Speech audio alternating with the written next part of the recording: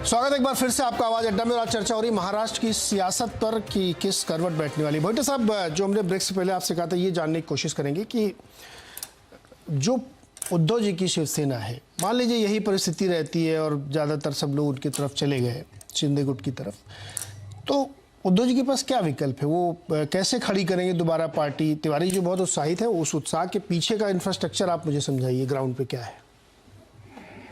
देखिए, मुझे लगता है कि किशोर जी का कुछ ज्यादा ही उत्साहित होना है, एक सकारात्मकता है। वो पार्टी की तरफ से बैठे हैं तो उनको मैं उस बारे में गलत नहीं मानूंगा, लेकिन एक सच्चाई से, एक वास्तविकता से उनको भी हटना नहीं चाहिए। वास्तविकता यह है कि बाला साहब ठाकरे के जमाने में भी शिवसेना में बगावत हुई थी, लेकिन ये बगावत शिवसेना के 40 विधायकों की है। दूसरा महत्वपूर्ण मुद्दा है कि शिवसेना का सबसे बड़ा गढ़ मुंबई, वहां से भी भले कम लेकिन विधायक और एक ही सही लेकिन सांसद उद्धव ठाकरे गुट का, यानी ओरिजिनल शिवसेना कहे तो उसका साथ छोड़ के बागी गुट के पास जा चुके हैं। इस सच्चाई को हमें नहीं हम बदल सकते, देख रहे हैं सामने। और साथ ही में देखिए, एक बात सही है कि शिवसेना कैडर बेस्ड पार्टी है, शाखा यानी वार्ड लेवल, मनपा के जो रहते हैं वार्ड, उसके लेवल का एक अलग नेटवर्क शिवसेना के पास।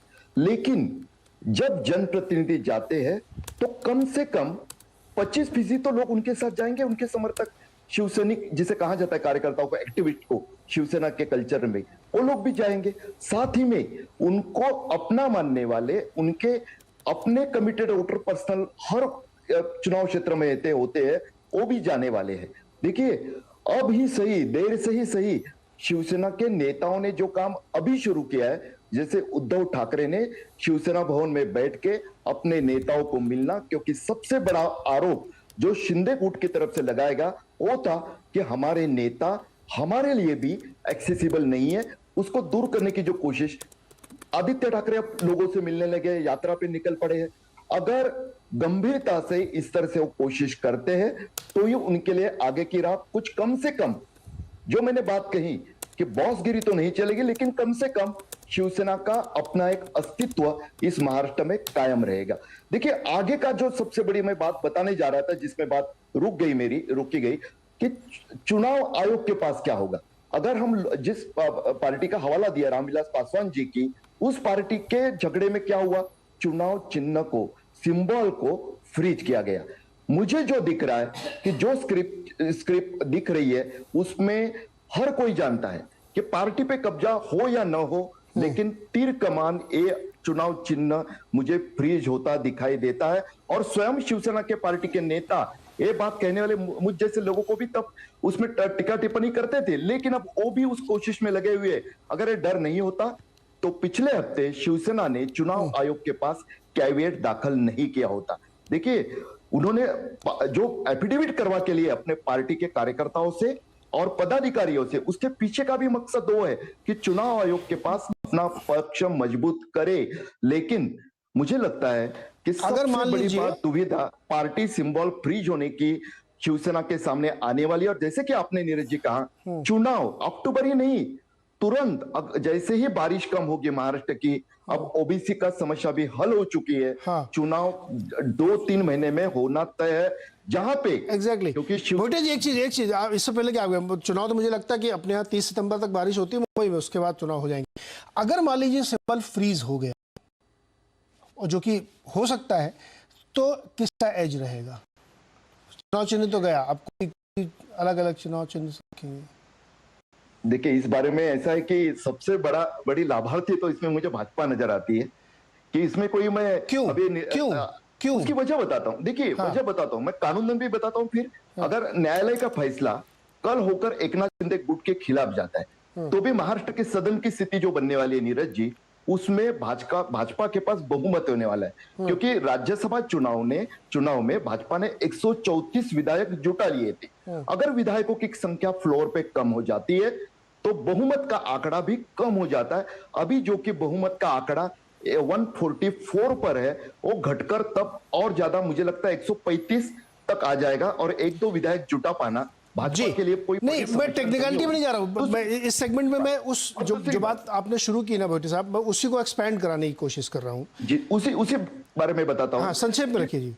देखिए, शिवसेना के वोटर जो कि 2014 के अकेले के लड़े चुनाव में जब 19-20% तक दिखाई दिए थे अकेले पार्टी के, उसमें जैसे मैंने पहले कहा कि एकनाथ शिंदे गुट के पास जो लोग गए हैं, वो अगर उसमें से 25% भी लेके जाते हैं तो शिवसेना के अपने कमिटेड वोटर कम होने वाले। साथ ही में एकनाथ शिंदे शिवसेना के वो नेता थे जो पार्टी को धन बल की भी आपूर्ति करते थे। किशोर जी इसको नहीं मानेंगे। मैं वही तो पूछा था कि इंफ्रास्ट्रक्चर और बैंडविड्थ कहाँ है भाई। देखिए सरकार अगर आपके सब एमपी एमएलए चले जाएंगे तो एक ये मतलब एक प्रैक्टिकल है, हर पार्टी के साथ होता है। आपका बहुत बड़ा इंफ्रास्ट्रक्चर दूसरे साइड डाइवर्ट हो जाता है। एक आखिरी सिर्फ बात, एक ही प्लस मैं शिवसेना के बारे में बताना चाहूंगा सर, वन लाइन प्लीज। हाँ, कि उनकी अपना शिवसेना का अपना एक अलग कल्चर है। वहां पे कितने भी बड़े बड़े जनप्रतिनिधि इससे पहले भी गए हैं, अब भी जो ग्राउंड पे दिखाई दे रहा है, एक पत्रकार के तौर पे बता रहा हूं कि वो अगर हट भी जाते हैं तो भी शिवसेना के मेजोरिटी वर्कर थाने जैसा इलाका छोड़कर, जहां पे एकनाथ शिंदे की तूती बोलती है, जहां पे उनकी मोनोपोली थी, बाकी क्षेत्रों में कुछ हद तक शिवसेना अपना वजूद काफी हद तक, कुछ नहीं बचा पाएगी। हालांकि चुनाव में शिवसेना को हानि होना बिल्कुल निश्चित है, कहना जी जी जी जी। अश्विनी दुबे जी, थोड़ा सा मिक्स क्वेश्चन है ये, पॉलिटिकल और टेक्निकल, जिसके आप विशेषज्ञ हैं। मान लीजिए चुनाव चिन्ह फ्रीज हो ही गया या हो जाएगा, इसके बाद दोनों पार्टी अलग अलग तरीके से लड़ेंगी और चेहरा जो होता है ना, जो आप जिसके दम पे आपकी पार्टी चलती है, वो धनुष बाण नहीं होता या कोई और चिन्ह नहीं हो सकता। वो व्यक्ति होता है जो उस पार्टी को खड़ा करता है। गाय बछड़ा, हल्दर किसान, दीपक, ये सब चुनाव चिन्ह थे ना किसी जमाने में, लेकिन व्यक्ति बड़े थे, सोच बड़ी थी, विचारधारा बड़ी थी, जो आगे पार्टी को ले जाती है। तो अगर ये फ्रीज हो गया तो उस स्थिति में भी क्या होगा? नीरज जी, बड़ा वैलिड प्रश्न आपने पूछा है। महाराष्ट्र में शिवसेना की पॉलिटिक्स में बाला साहेब ठाकरे, मातोश्री और शिवसेना भवन, ये तीन चीजें बड़े इंपॉर्टेंट रोल प्ले करती हैं।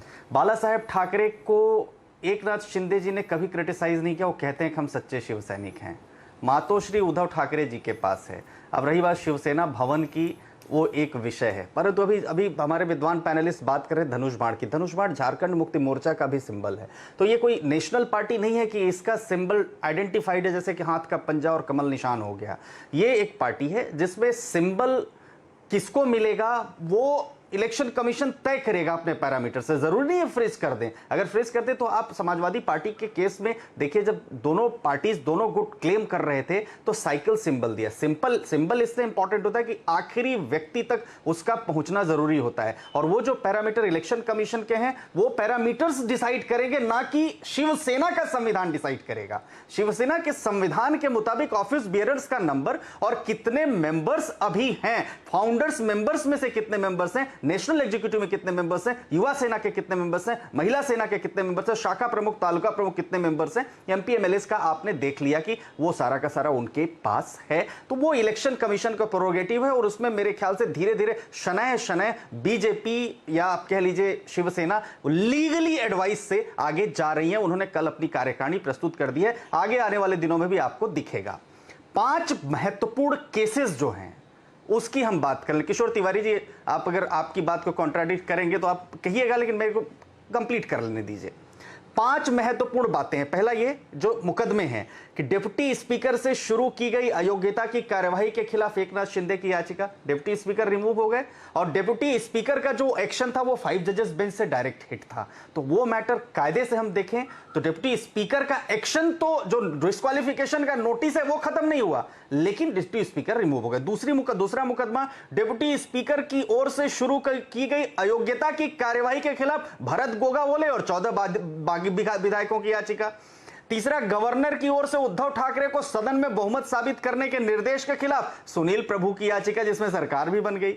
नवनियुक्त जो स्पीकर है राहुल नार्वेकर की ओर से शिंदे ग्रुप के व्हिप को मान्यता देने के लिए सुनील प्रभु की याचिका। और एकनाथ को सरकार बनाए जाने के निमंत्रण के खिलाफ सुभाष देसाई की अर्जी। तो कितने मिक्स क्वेश्चंस ऑफ लॉ हैं जो फॉर्मुलेट होंगे, उन mix question of law decide होंगे, और ये डिसाइड करने के लिए जज जो सुप्रीम कोर्ट ने कहा हम लार्जर बेंच को रेफर करेंगे क्वेश्चन ऑफ लॉ फॉर्मुलेट करके, वहां होगा। लेकिन अभी फिलहाल ये होता हुआ नहीं दिख रहा है, जो हमने पहले भी देखा। इसलिए मैं ऐसा ये बात कह रहा हूं क्योंकि आप देखिए जब कर्नाटका में इस तरह की बात आई तो कर्नाटक के सर डिस्क्वालिफिकेशन नोटिस इशू हो गया, लेकिन डिस्क्वालिफिकेशन पर कार्यवाही ही स्पीकर नहीं कर रहे थे उस समय। उसके लिए सुप्रीम कोर्ट में आए। सुप्रीम कोर्ट ने हमारे पास कोई टाइम लिमिट तो है नहीं, हम एक्सपेक्ट कर सकते हैं, हम कह सकते हैं कि भाई आप इसको जल्दी डिसाइड करिए, बट 10th शेड्यूल में भी संविधान के ये नहीं है कि क्या समय सीमा होगी डिस्क्वालिफिकेशन को निर्धारित करने के लिए। जी।